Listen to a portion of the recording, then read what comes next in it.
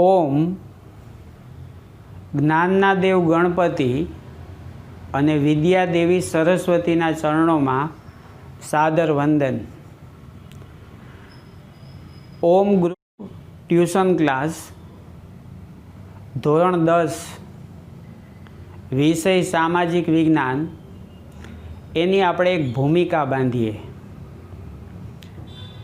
બીએડની અંદર જે શરૂઆત થાય, જે કૃષ્ણમૂર્તિએ, સ્વામી વિવેકાનંદે, ડૉક્ટર સર્વપલ્લી રાધાકૃષ્ણને, મહાત્મા ગાંધીજીએ શિક્ષણની જે વ્યાખ્યા આપી છે કે વ્યક્તિની સંપૂર્ણ વૈયક્તિક નીતિમત્તાનું પ્રગટીકરણ એટલે શિક્ષણ। વિદ્યાર્થીમાં જે કાંઈ પડેલું છે એને પ્રગટ કરવું એટલે શિક્ષણ। એ સંપૂર્ણ જ છે, એની અંદર પડેલું જ છે, આપણે ફક્ત એને પ્રગટ કરવાનું છે। કે વૃક્ષના વિકાસની અંદર પર્યાવરણનો ફાળો છે, તો વિદ્યાર્થીના વિકાસમાં ભાવાવરણનો ફાળો છે। એમાં જે પડેલું છે એને પ્રગટ કરવાનું છે, આપણે ફક્ત એને પર્યાવરણ ભાવાવરણ આપવાનું છે। એમાં શક્તિ તો પડેલી જ છે, એ સંપૂર્ણ જ છે, પણ જ્યાં સુધી એને પર્યાવરણ ન મળે, ભાવાવરણ ન મળે, ત્યાં સુધી એ પ્રગટ ન થાય। હું તમને ભણાવવા નહીં પણ સમજાવવા આવ્યો છું। કોઈને ભણાવી શકતું નથી પણ સમજાવી શકાય। બીએડના જે શરૂઆત થાય એના 4 સ્ટેપ છે: જ્ઞાન, સમજ, ઉપયોજન અને કૌશલ્ય। જ્ઞાન એટલે માહિતી, અર્થ એન્જિન છે, ઉદાહરણ છે એના ડબ્બા છે। જો ગાડીએ ગતિ કરવી હોય તો એમાં એન્જિન જોઈએ, એટલે કોઈ પણ વિષયને સમજો એ પહેલાં એનો અર્થ સમજવો પડે અને ઉદાહરણ દ્વારા એનું અર્થઘટન કરવું પડે। આ જે આપણને પ્રાપ્ત થાય એનો વ્યવહારિક જીવનમાં આપણે ઉપયોગ કરવાનો છે, અને દરેક વ્યક્તિની અંદર કોઈને કોઈ કલા પડેલી છે, આ કલાને પ્રગટ કરવાની છે। એટલે હૈયું, મસ્તક અને હાથ, આ 3નો સમન્વય થાય, એને આવું પર્યાવરણ ભાવાવરણ મળે, એટલે એની અંદર જે પડેલું છે એ પ્રગટ થાય છે। કે કન્ટેન્ટ કંઠસ્થ હોય અને પદ્ધતિ પાવરફુલ હોય તો તમારી ગતિ શક્તિને કોઈ રૂંધી શકે નહીં। પદ્ધતિ એ પાવર છે। દરેક વ્યક્તિ પાસે પોતાની પદ્ધતિ હોય, સિસ્ટમ હોય। ઉદાહરણ દ્વારા સમજાવું તો એક વિદ્યાર્થી છે, એની અંદર આ જે પડેલું છે એની પાસે પણ ચોક્કસ પદ્ધતિ છે। કે માની લો કે શાળામાંથી પ્રવાસ જાય અને પ્રવાસમાં એને જવું છે, તેનું વર્તન એના પરિવારની અંદર બદલી જશે, અને મમ્મી પપ્પાને કોઈ પણ રીતે એ સમજાવીને એ પ્રવાસમાં જશે જ। એક શાકભાજી વેચનારા પાસે પણ ગ્રાહક સાથે કઈ રીતનો વ્યવહાર કરવો, શાકભાજીને કઈ રીતે ગોઠવવા, કઈ રીતે એની પાસે વધુમાં વધુ ગ્રાહક આવે, એની પાસે એની પદ્ધતિ છે, અને પદ્ધતિ એ જ પાવર છે। એક શિક્ષક તરીકે, વિદ્યાર્થી તરીકે તમારી પાસે એક ચોક્કસ પદ્ધતિ હોવી જોઈએ। તો પદ્ધતિ એ પાવર છે। વિષય વસ્તુ એટલે કન્ટેન્ટ કંઠસ્થ હોય અને પદ્ધતિ પાવરફુલ હોય તો તમને કોઈ પણ વ્યક્તિ છે તમારા વિકાસને રૂંધી શકે નહીં। તો વિષય વસ્તુને સમજવાની છે અને વ્યવહારમાં એનો વિનિયોગ કરવાનો છે। ધોરણ 10 સામાજિક વિજ્ઞાન, એ સામાજિક વિજ્ઞાનમાં પહેલો શબ્દ સમાજ એટલે શું? તો એરિસ્ટોટલે પણ કહ્યું છે કે માનવી એક સામાજિક પ્રાણી છે। નિશ્ચિત હેતુની પ્રાપ્તિ માટે સુવ્યવસ્થિત રીતે એકત્રિત થતા માનવ સમુદાયને સમાજ કહે છે. જેનો કોઈ હેતુ હોય, જેનો સમૂહ હોય અને એને પ્રાપ્ત કરવા માટે જે પ્રયત્ન કરે અને એ પ્રાપ્ત કરે, તો આવો સમાજ, જે વિષયની સમાજ ઉપર અસર છે એ સામાજિક વિજ્ઞાન છે. એને વિજ્ઞાનનો દરજ્જો મળ્યો. તો વિજ્ઞાન એ વિશિષ્ટ જ્ઞાન છે, વિશેષ જ્ઞાન છે, પાયાનું જ્ઞાન છે, પદ્ધતિસરનું જ્ઞાન છે, તલસ્પર્શી જ્ઞાન છે, અંતિમ તત્વ સુધીનું જ્ઞાન એ વિજ્ઞાન છે. વિજ્ઞાન એ પ્રયોગના આધારે જેને સાબિત કરી શકાય. તો સામાજિક વિજ્ઞાનમાં આ બધા જે વિષયો છે, આ બધા વિષયને સાબિત કરી શકાય. ભલે વિજ્ઞાન જેટલી એમાં ચોક્કસતા ન હોય, કારણ કે એને સમાજ સાથે સંબંધ છે. તો દરેક વ્યક્તિનું વર્તન એક સમાન ન હોય, પણ સરાસરી એમાંથી આપણે સિદ્ધાંત પદ્ધતિને પકડી શકીએ છીએ. તો આવો આ વિષય છે સામાજિક વિજ્ઞાન. વિષયના સંદર્ભની અંદર કહું તો 3 પરિચયની હું વાત કરું. એક તો તમને જે ભણાવનાર શિક્ષક છે એનો તમારી પાસે પરિચય હોવો જોઈએ. એ છે સામાજિક વિજ્ઞાન. 6 વિષય મળી અને આ વિષય બન્યો. 3 પડેલા છે અને 3 છે એ પ્રગટ છે: ઇતિહાસ, ભૂગોળ અને અર્થશાસ્ત્ર. તો આપણે આ વિષયની શરૂઆત કરીએ એ પહેલાં આપણે આખી આ ભૂમિકા બાંધી લઈએ. તો સામાજિક વિજ્ઞાનમાં 3 વિષય જે છે એમાં એક વિષય જે છે એ ઇતિહાસ છે. આ ઇતિહાસના બોર્ડે નક્કી કરેલા જે પાઠ છે એ 7 છે અને એના ગુણભાર છે એ 25 છે. તમે આખું આ ઇન્ડેક્સ સમજી લ્યો, તમારું લગભગ 25% કામ છે અતિ સરળ થઈ જશે. તો અહીંયા જે પહેલો પાઠ છે કે ભારત. હવે આ સમગ્ર સામાજિક વિજ્ઞાન છે એ ભારતનું છે. ઇતિહાસ ભારતનો છે, ભૂગોળ ભારતની છે અને અર્થશાસ્ત્ર એ પણ ભારતનું છે. એટલે 21 પાઠ જે છે એના 3 વિભાગ છે. ઇતિહાસ, ઇતિ એટલે અંત, હાસ એટલે નાશ.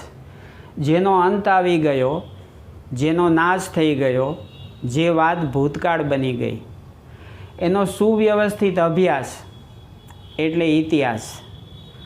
તો આ જે 21 પાઠ છે, 21 પાઠ ભારતના સંદર્ભમાં છે અને બધા પાઠ છે એ વારસાના છે. ઇતિહાસ છે એ સાંસ્કૃતિક વારસો છે, ભૂગોળ છે એ પ્રાકૃતિક વારસો છે અને અર્થશાસ્ત્ર છે એ આર્થિક વિકાસનો વારસો છે. હવે એની અંદર વારસો એટલે પૂર્વજો અને પ્રકૃતિ તરફથી મળેલી ભેટ. આ પૂર્વજો અને પ્રકૃતિ તરફથી આપણને ભેટ મળેલી છે. તો 3 વિભાગ છે એ સામાજિક વિજ્ઞાનના વિભાગ છે. પાઠ 21 છે, 7 પાઠ ઇતિહાસના એ સાંસ્કૃતિક વારસાના પાઠ છે. ભૂગોળના પણ 7 પાઠ એ પ્રાકૃતિક વારસાના છે અને અર્થશાસ્ત્રના પણ 7 પાઠ એ ઇતિહાસ અને ભૂગોળનો સમન્વય થાય અને એનાથી દેશનો આર્થિક વિકાસ થાય. એ 7 પાઠ છે. હવે પદ્ધતિ શું કે વારસાના જે આ 3 વિભાગ છે એમાં ઇતિહાસના 7 પાઠ એ સાંસ્કૃતિક વારસાના પાઠ છે અને આ બધા સાંસ્કૃતિક વારસાના ઉદાહરણ છે. એટલે વારસો સ્પષ્ટ થાય. પછી સાંસ્કૃતિક વારસો એ માનવ સર્જિત વારસો છે. એની બુદ્ધિ, શક્તિ, આવડત, કલા કૌશલ્ય દ્વારા જે કંઈ સર્જન કર્યું એ સાંસ્કૃતિક વારસો છે. અને આ વારસો છે કલાનો વારસો છે. તમે દરેક પાઠમાં જુઓ તો કલા શબ્દ છે. હસ્તકલા, લલિત કલા, શિલ્પકલા, સ્થાપત્ય કલા, સાહિત્ય કલા, વિજ્ઞાન ટેકનોલોજીની કલા અને શિલ્પ સ્થાપત્ય કલાના સ્થળો. તો પદ્ધતિ બદલશે નહીં, એક્ઝામ્પલ છે એ પાઠ બની ગયા. તો વારસો એ આ દરેકને સાથે સાથ પાઠને લાગુ પડે. એ બધા સાંસ્કૃતિક વારસાના એક્ઝામ્પલ છે. આમ એક ઉપરથી તમે અનેક ઉપર જઈ શકો. આ તમારો પાયો છે અને આ ઉદાહરણો છે એની ઇમારત છે. તો એક ઉપરથી અનેક ઉપર જઈ શકાય. અને છેલ્લો પાઠ જે છે એ વારસાનું જતન. આ પાઠની અંદર ઇતિહાસ અને ભૂગોળ બંને સામેલ છે. સાંસ્કૃતિક અને પ્રાકૃતિક વારસાનું જતન, સંરક્ષણ એ દરેક વ્યક્તિની નૈતિક, પવિત્ર અને પ્રાથમિક ફરજ છે. તો એક્ઝામ્પલ પાઠ બની ગયા. પાયો છે એ ક્યાંય બદલશે નહીં. અને સાંસ્કૃતિક વારસો એ વારસાનો એક પ્રકાર છે. એ રીતે તમે ભૂગોળ ઉપર ચાલ્યા જાઓ તો ભૂગોળની જે ડેફિનેશન છે, ભૂ એટલે પૃથ્વી, ગોળ એટલે એનો આકાર ગોળ છે. મોસંબી કે નારંગી આકારની ગોળ પૃથ્વી પર આવેલ મૃદાવરણ, જલાવરણ, વાતાવરણ અને તેને કારણે ઉદ્ભવેલ જીવાવરણનો જેમાં અભ્યાસ કરવામાં આવે એ ભૂગોળ છે. એટલે આ પર્યાવરણ છે. અહીંયા જે મેં 25 માર્ક, તો બોર્ડની અંદર ઇતિહાસમાંથી 25 માર્કનું ઇતિહાસમાંથી પૂછાય છે, ભૂગોળમાંથી 25 માર્કનું પૂછાય છે. આ બોર્ડે બધું નક્કી કરેલું છે, એની ઉપર આપણે ચાલવાનું છે. હવે તમે આ બધા પાઠ જુઓ તો એ પ્રાકૃતિક વારસાના પાઠ છે, જે કુદરત સર્જિત છે. તો એ પણ વારસાનો એક પ્રકાર છે. અને આ બધા પાઠ છે એ તમે 8 અને 9માં ભણી ગયેલા છો. તો અહીંયા ફક્ત એનું રિવિઝન છે. તો તમારી પાસે ફાઉન્ડેશન, પાયો છે. તો આ પ્રાકૃતિક વારસો છે અને આ બધા એના એક્ઝામ્પલ છે. આ કુદરતી સંસાધન છે, એની અંદર ભૂમિ અને જમીનની વાત આવે છે. વન અને વન્યજીવ સંસાધન છે. તો આ બધા સંસાધન એટલે કુદરતી સંપત્તિનો રો મટીરિયલ તરીકે ઉપયોગ કરી આપણે એમાંથી જે સર્જન કરીએ એ આપણી સંસ્કૃતિનો વારસો છે. તો આપણે શૂન્યમાંથી સર્જન કરી શકતા નથી. કાચો માલ તો આપણે કુદરત પાસેથી જ લેવો પડે. તો આ બધા એક્ઝામ્પલ છે. આ આપણી કુદરતી સંપત્તિ છે, સંસાધન તરીકે ઉપયોગ કરી અને આપણે એનો આર્થિક વિકાસ કરી શકીએ છીએ. તો કૃષિ સંસાધન, જળ સંસાધન, ખનિજ સંસાધન, શક્તિ સંસાધન, 8-9માં જે ભણી ગયેલા છો એનું રિવિઝન છે, પણ થોડીક એમાં ઊંડાણપૂર્વકની માહિતી છે. તો 8-9માં જે ભણી ગયા એનું રિવિઝન છે. એ બધાનો ઉદ્યોગોમાં આપણે ઉપયોગ કરીએ અને એમાં પરિવહન, સંદેશા વ્યવહાર, વ્યાપાર જેવા એના પાર્ટ દ્વારા દેશ છે આર્થિક વિકાસ કરે છે. તો ભૂગોળના 7 પાઠ, એ 7 પાઠ છે પ્રાકૃતિક વારસાના. અહીંયા આપણે રિવિઝન સ્વરૂપે એને જોવાના છીએ. એ પછીનો ત્રીજો જે ભાગ છે અર્થશાસ્ત્ર. આ કોમર્સનો વિષય છે. એમ છતાં એને અહીંયા સમાવેશ કરવામાં આવ્યો જ કે દેશના આર્થિક વિકાસનો આધાર એની માનવ સંપત્તિ અને કુદરતી સંપત્તિ ઉપર છે. તો અર્થશાસ્ત્ર, અર્થ એટલે નાણું અને શાસ્ત્ર એટલે પદ્ધતિ. નાણાં અંગેનું પદ્ધતિસરનું જ્ઞાન એટલે અર્થશાસ્ત્ર. માનવ જરૂરિયાત અમર્યાદિત છે, એ જરૂરિયાત સંતોષવાના સાધનો મર્યાદિત છે અને એ સાધનો એ વૈકલ્પિક ઉપયોગ ધરાવે છે. આ જે વૈકલ્પિક ઉપયોગ ધરાવે છે એની પસંદગી કેમ કરવી, એ પસંદગી અંગેનું જે શાસ્ત્ર છે એ અર્થશાસ્ત્ર છે. તો એક્ઝામ્પલ પાઠ બને છે. હવે અહીંયા હું તમને જે વાત કરું આ વિષયને થોડો સમજવો પડે, કારણ કે નવો વિષય છે અને કોમર્સનો વિષય છે.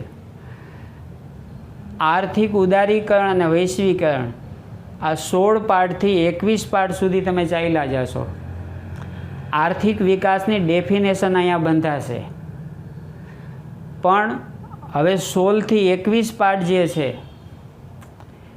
એની અંદર શું ભણવાનું, હેડિંગ ભલે હોય પણ આ દરેક પાઠની અંદર સમસ્યા સિવાય કોઈ વાત આવશે નહીં. તો ભારતના અર્થતંત્રને સમજવું પડે. એમાં કેટલી ભૂલો હતી, ધીમે ધીમે આ ભૂલો સુધારતા ગયા. તો સૌનો સાથ સૌનો વિકાસ અને આર્થિક વિકાસ. તો આર્થિક ઉદારીકરણ અને વૈશ્વિકીકરણ, અહીંયા સમસ્યા આવશે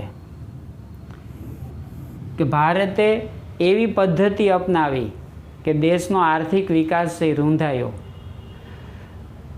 તો ખાનગી ક્ષેત્ર ઉપર અંકુશ હતો અને એને કારણે દેશનો આર્થિક વિકાસ રૂંધાયો. 1991 પછી આપણા અર્થતંત્રમાં પરિવર્તન આવ્યું અને દેશનો આર્થિક વિકાસ કરવો હોય તો ખાનગી ક્ષેત્ર દ્વારા જ થઈ શકે. તો ખાનગી ક્ષેત્ર પરના અંકુશો અને નિયંત્રણો દૂર કર્યા. વિશ્વના અર્થતંત્ર સાથે ભારત જોડાઈ ગયું. તો આ પાઠ છે એ સમસ્યાના સંદર્ભમાં છે અને એ સમસ્યા ખાનગી ક્ષેત્ર પરનો અંકુશ. તો આજે અર્થતંત્રમાં જે આખું ખાનગીકરણ જોવા મળે છે એની શરૂઆત 1991 પછી થઈ.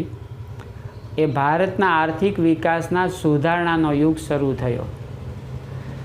એ પછી આર્થિક સમસ્યા છે જે દેશના આર્થિક વિકાસને રૂંધે છે એ ગરીબી અને બેરોજગારી છે, જે દેશના સર્વાંગી વિકાસને રૂંધે છે. તો એ સમસ્યાને ઓળખવાની અને આર્થિક વિકાસ થાય એવા પગલાઓ ભરવાના. તો આ પાઠમાં એ સમસ્યા છે ભાવ વધારો અને ગ્રાહક જાગૃતિ. હકીકતમાં ગ્રાહક જાગૃતિનો અભાવ છે, ગ્રાહકો જાગૃત નથી. તો આ પણ સમસ્યા છે, ભાવ વધારો અને ગ્રાહક જાગૃતિનો અભાવ. તો સમસ્યા હોય તો સમસ્યાના કારણો હોય, કારણો હોય તેના ઉપાય હોય અને એ બધા જુદી જુદી યોજનાઓ દ્વારા આ સમસ્યાને દૂર કરવાના પ્રયત્ન કરવામાં આવે તો 21મી સદીમાં ભારત વિશ્વની આર્થિક મહાસત્તા બનશે. એમાં કોઈ સંશય કે શંકા નથી. પછી તમે પાઠ લ્યો માનવ વિકાસ. તો માનવ વિકાસને રૂંધનારી એની અંદર જે કંઈ વાત આવશે એ બધી સમસ્યાની આવશે. સ્વાસ્થ્ય આરોગ્યની સમસ્યા છે, લૈંગિક અસમાનતાની સમસ્યા છે, નિરક્ષરતા જેવી સમસ્યાઓ છે, એમાં ભ્રષ્ટાચાર ને એવા ઘણા બધા પોઈન્ટ આવશે. કાળું નાણું, સંગ્રહખોરી જે દેશના આર્થિક વિકાસને રૂંધે છે. અને આ સમસ્યા દૂર થાય તો જ માનવનો સર્વાંગી વિકાસ થાય. અહીં સુધીની જે સમસ્યાઓ છે એ બધી આર્થિક સમસ્યાઓ છે. પણ હવે જે સમસ્યા છે એ સામાજિક સમસ્યા છે. તો સામાજિક સમસ્યા એ દેશના આર્થિક વિકાસને રૂંધે છે. તો આ સમસ્યાઓ કઈ છે? તો એની અંદર ઘણી બધી સમસ્યાઓ જે છે એ સમસ્યાની અંદર જ્ઞાતિવાદ, જાતિવાદ, લઘુમતી, અનુસૂચિત જાતિ જનજાતિ, બળવાખોરી, આતંકવાદ, એની મોટાભાગની અસર સમાજ ઉપર છે. એ સમાજની અસર જે છે એનો અસર દેશના અર્થતંત્ર ઉપર થાય અને દેશનો આર્થિક વિકાસ છે રૂંધાય છે. તો આ સમસ્યા પણ અર્થતંત્રના આર્થિક વિકાસના સંદર્ભમાં જોવાની છે. અને છેલ્લે જે સામાજિક પરિવર્તન 21મો પાઠ છે એની અંદર તમે જોવા જાવશો તો એમાં પણ સમસ્યા છે. માનવ હકો સામે સમસ્યા છે, ન્યાયતંત્ર સામે અનેક સમસ્યાઓ છે, બાળકો અને બાળમજૂરીની સમસ્યા છે, વૃદ્ધોની સમસ્યા છે, વિકલાંગોની સમસ્યા છે, ભ્રષ્ટાચાર જેવી સમસ્યાઓ છે, સંગ્રહખોરી છે, કાળું નાણું છે, એ દેશના આર્થિક વિકાસને રૂંધે. કહેવાનો અર્થ એ છે કે અર્થશાસ્ત્રની અંદર આર્થિક વિકાસને તમે સમજી લ્યો આ 15મા પાઠમાં, અને એ પછી 16થી 21 પાઠ છે એમાં સમસ્યા સિવાય કોઈ વાત નથી. આમ આ વિષયને તમે સમજો તો એક્ઝામ્પલ જ છે. એવા એક્ઝામ્પલ અહીંયા જોયા કે વારસો, પ્રકાર તો કે સાંસ્કૃતિક વારસો, અને એ કલાનો વારસો છે. આ કલાના વારસાના એક્ઝામ્પલ છે, એક્ઝામ્પલ પાઠ બની ગયા. ભૂગોળમાં જોવા જાવ તો પ્રાકૃતિક વારસો, આ બધી કુદરતી સંપત્તિ છે, એ સંસાધન તરીકે ઉપયોગ કરી આર્થિક વિકાસ કરવાનો છે. તો આ એ એક્ઝામ્પલ સિવાય બીજું કશું નથી. અને 8-9માં જે ભણી ગયા એનું રિવિઝન છે. તો એક ઉપરથી અનેક ઉપર જઈ શકો. એક ઉદાહરણ આપું અને એના જેવા અન્ય ઉદાહરણો એની સાથે જોડાઈ ગઈ. થોડી થોડી વાત બદલે પણ મૂળભૂત પાયો છે એ ક્યાંય બદલશે નહીં. તો આ બધા કુદરતી સંપત્તિ એ સંસાધનના પાઠ છે. તો ઉદાહરણ છે એ પાઠ બની ગયા. અને એ જ રીતે અર્થશાસ્ત્રમાં આર્થિક વિકાસને સમજી લ્યો, અર્થતંત્રને સમજી લ્યો, પછી જેટલા 16થી 21 સુધીના પાઠ છે એ આર્થિક અને સામાજિક સમસ્યા સિવાયના કોઈ પાઠ નથી. આ ઇન્ડેક્સ છે. તો પાઠ્યપુસ્તકમાં અનુક્રમણિકા તમને આપેલી છે. આ એની હાઇલાઇટ છે. આટલું તમારી પાસે પાયાનું નોલેજ આવી ગયું. હવે તમે પાઠ્યપુસ્તકના આધારે એને વાંચીને સમજો તો બધું નિશ્ચિત છે. બોર્ડ નક્કી છે, વિષય વસ્તુ નક્કી છે. આપણે આપણી પદ્ધતિ દ્વારા વિદ્યાર્થીઓની અંદર આ બધી વાત છે પ્રગટ કરવાની છે.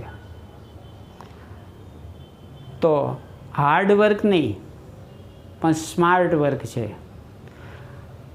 આ પાઠના હેડિંગ ભલે હોય તો એમાં સમસ્યા સિવાય કોઈ વાત નથી. આ બધી સમસ્યાઓ જ્યારે દૂર થશે ત્યારે ભારત વિશ્વની આર્થિક મહાસત્તા બનશે, એમાં કોઈ શંકા નથી. આ ઉપરાંત ગુજરાત રાજ્ય પાઠ્યપુસ્તક એનું પુસ્તક છે, એના આધારિત આખી સ્વાધ્યાય પોથી છે. ભૂગોળને ભણવા માટે નકશા પૂરતી છે. આ પાયાના સાધનો છે અને એ બધું નિશ્ચિત છે. આપણે એની ઉપર ચાલવાનું છે, એને સમજવાનું છે. આ ઉપરાંત આ બધાનો તો સૌથી પહેલાં આપણે ઇતિહાસના 2 પાઠ જોઈશું. ભારતનો વારસો એની વાત આપણે નેક્સ્ટ પીરિયડમાં કરીશું કે ખુદી કો कर इतना बुलंद कि खुदी को कर इतना बुलंद कि हर तकदीर सजाने से पहले खुद खुदा बंदे से पूछे बेटा तेरी रजा क्या है. તો નેક્સ્ટ પીરિયડની અંદર એક પત્રકારે સુનિલ ગાવસ્કરે ક્રિકેટમાં જ્યારે 10,000 રન પૂરા કર્યા એટલે એક પત્રકારે એને પ્રશ્ન પૂછ્યો કે તમારી સફળતાનું રહસ્ય શું. એટલે સુનિલ ગાવસ્કરે જવાબ આપ્યો કે હું 2 વખત ક્રિકેટ રમું છું. પત્રકારે કહ્યું કે આ વાત થોડી સમજાવો જી. એટલે એને કીધું કે જ્યારે હું મેદાન ઉપર રમવા જાઉં એ પહેલાં પેવેલિયનની અંદર હું માનસિક રીતે ક્રિકેટ રમતો હોઉં. કયો દેશ છે, એનું કેવું પર્યાવરણ છે, કેવી આબોહવા છે, કયા બોલર છે, એની સ્પીડ કેવી છે, પવન કઈ દિશામાંથી આવે છે, ખેલાડીઓ ક્યાં ઊભા છે. તો ક્રિકેટ એક એવી વસ્તુ છે કે જેની અંદર ઝડપથી તમારે નિર્ણય કરવો પડે અને જો તમે એમાં ભૂલ કરો તો તમે આઉટ થઈ જાઓ. આ જ વાતને હું સમાજ સાથે જોડું તો જ્યારે હું આ કોઈ પણ પાઠ હલાવું તો એમાં હું થોડો એક વધારો કરું કે તમારે 3 વખત રમવાનું છે. તમને સમજાય કે ન સમજાય, તમારે એક વખત આ પાઠ શરૂ કરું એ પહેલાં તમારે વાંચી લેવાનો છે. પછી જ્યારે હું આ પાઠ સમજાવું ત્યારે વર્ગખંડની અંદર એ સમજવાનો છે. અને ત્રીજી વખત કે તમારી જે કાંઈ પરીક્ષાઓ લેવામાં આવે, તમને સફળતા ન મળે, માર્ક ઓછા આવે, તો તમારે તમે કરેલી ભૂલો છે એને સુધારવાનું છે. આમ 3 વખત જ વાંચવાનું છે. શરૂ થાય એ પહેલાં, શરૂ થાય ત્યારે ધ્યાન આપવાનું, અને પરીક્ષા પછી તમારો જે એક્સરે નીકળે, તમારું જે કોઈ મૂલ્યાંકન થાય, તમારી જે કાંઈ ભૂલો છે એ ભૂલોને સુધારતા જવાનું. આમ નિશ્ચિત તમને સફળતા મળશે, એમાં કોઈ શંકાને સ્થાન નથી.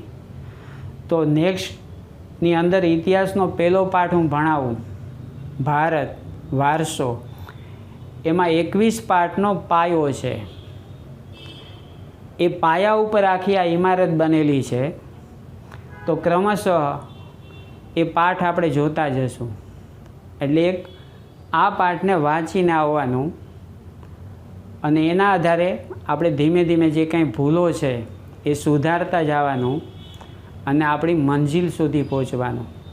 તો મંજિલ ઉन्हीं को मिलती है जिनके सपनों में जान होती है, कि मंजिल उन्हीं को मिलती है जिनके सपनों में जान होती है. केवल पंखों से कुछ नहीं होता, हौसलों से उड़ान होती है. आभार.